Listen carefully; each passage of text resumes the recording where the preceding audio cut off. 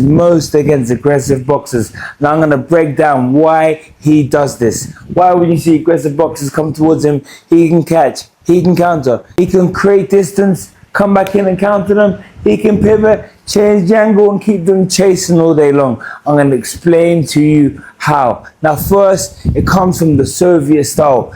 Distance controlling. Now, distance controlling is the main method in which Dmitry Bivol uses. That's why everyone thinks Dmitry Bivol wins via footwork. But he doesn't. I don't think it's footwork. I think it's distance control. It's creating space when there seems to be no space. So how does he do that? Firstly, you can say he uses the pendulum step. Now, the pendulum step is a relaxed style. Now, you're relaxed and you're hopping in. The weight's on one leg, then the other. One leg, then the other. You have tense ankles, so you can absorb and produce force. Absorb and produce force. So with Dmitry Bivol, he's here. He might even be standing flat-footed. He hasn't got to be dancing 24/7 because his body is so well adapted to using the style. So he's loose at all times. He's loose. Now when his opponent steps in, he can easily produce force from the front leg, step back. Now they've overcommit. Now they've reached. Now they're overstretched. Now they're also vulnerable for the counter. And that's when he'll come in with a counter shot before he creates more space. Before he steps back with that lead hand control. He's controlling the distance using the pendulum step. But the Soviet style doesn't just solely rely on the pendulum step. Now the Soviet style was about catching your opponent at the end of shots, at a range where they're not comfortable, whether that's close or whether that's long distance. That's the Soviet style. Is manipulating your opponent, is yin to their yang. Be their yang to their yin. That's the Soviet style. So Dmitry Bivol controls his opponent via creating space. Sometimes he uses the lead hand. Now the lead hand is a probe. Sometimes when you box Canelo Alvarez, we saw that he was popping jabs, but he was also measuring. He's measuring. Now with that measurement, he can feel when Canelo steps in, and when Canelo does step in, he steps back and he comes back with a counter. Or sometimes he might just hold Canelo still, just lining them up, just ensuring, just as a warranty, as a safety weapon that he knows he's going to be held at that correct distance so the shots can fly. Controlling the distance at all times. That doesn't mean that you're stepping back. That doesn't mean that you're stepping forwards. That doesn't mean that you're standing still. It means that whatever distance you want that to be is where the control is going to be. Controlling the distance. But sometimes when you're in there with an aggressive boxer who's really good, they've got good ring craft, good ring IQ, they're going to notice what you're doing and they are eventually going to trap you. And that takes us on to point number 2, the high guard. Now the high guard isn't just a defensive tool, the high guard is about repositioning. So sometimes Dmitry Bivol might be moving around and outboxing his opponent, but when he knows he's in there against a sturdy, strong opponent like Canelo Alvarez, and they do eventually enter range, he doesn't retreat any further. He holds his ground and he gets into a high guard. Now, the high guard, what it does is that it removes panic. It removes obscurity.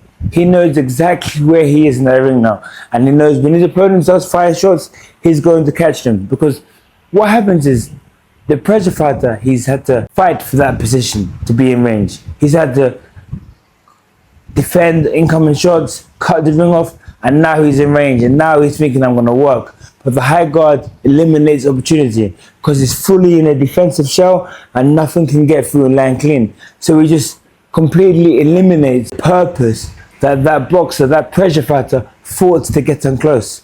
They fought all of that and now it's come to nothing with the high guard. And with the high guard also, he can counter before he escapes. So when he's in the high guard, he's watching his opponents, bat, bat, bat, might be the rhythm, bat, bat, bat, then he can throw a left hook, and then he can do what? Number 3, he can pivot and escape. Now, when Bivol pivots, this is the most frustrating thing for an aggressive pressure boxer, because everything they've worked for, everything they've built up, everything they've planned in their head, starts again. You have to rebuild from scratch. Now, it's better to pivot at times because if I'm moving back in a straight line, my opponent hasn't got to change the angle. They haven't got to reset. They've just got to keep stepping forward and punching. Now, some pressure fighters can't punch and step. So moving backwards in a straight line is going to be good days because they can't even punch and step. Some like Beterbiev, they can punch instead. So moving back in a straight line, you're just going to have them punching you until you're fully trapped in the ropes and you get pulverized.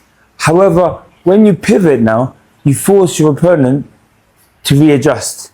As they're stepping forwards, and I might step outside, and I might pivot, I'm at a good angle where I can attack them. But they're facing towards here. They're not at a good angle where they can attack me. Then they have to readjust. That's when I can attack them back, or that's when I can just keep moving around, creating space. And that's the reason why a pivot really frustrates pressure boxers, because it forces them to start all over again. So that's the reason why I don't believe it's just movement, just footwork that beats pressure fighters for Dmitry Bivol. It's actually boxer know-how. The high guard isn't the secret. The pendulum step isn't the secret. Pivots are the secret.